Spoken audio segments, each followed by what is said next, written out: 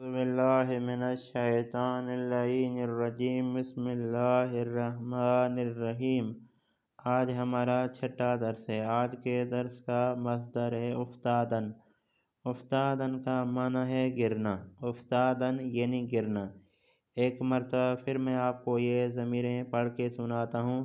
من تو او ما شما آنہا، من تو او ما شما آنہا۔ جس طرح میں نے یاد کی ہوئی ہیں تیزی سے، اس طرح آپ کو یہ ضمیریں یاد کرنی پڑیں گی۔ میں اب آپ کو ماضی پڑھ کے سناتا ہوں۔ من افتادم تو افتادی او افتاد، ما افتادیم شما افتادید، آنہا افتادند۔ اب میں آپ کو مضارع پڑھ کے سناتا ہوں۔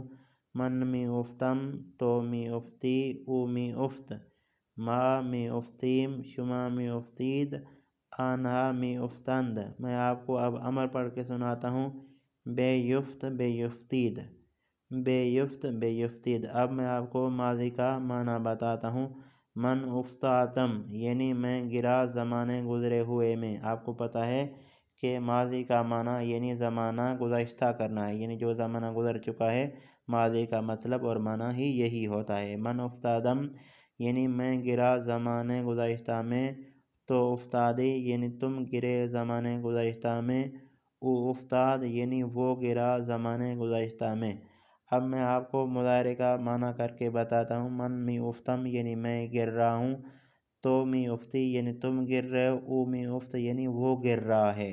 اب میں آپ کو امر کا معنی بتاتا ہوں۔ بے یفت یعنی گرو، بے یفت یعنی گرو، بے یفتید یعنی آپ تمام گریں۔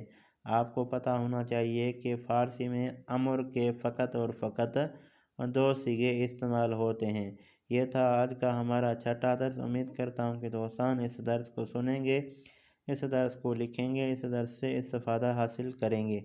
دوستان سے آخر میں ریکویسٹ ہے، اگر میری ویڈیو آپ کے کام کی ہو، اگر میری ویڈیو سے آپ نے کچھ بھی سیکھا ہو تو میرے چینل کو ضرور سبسکرائب کر دیں۔ والسلام۔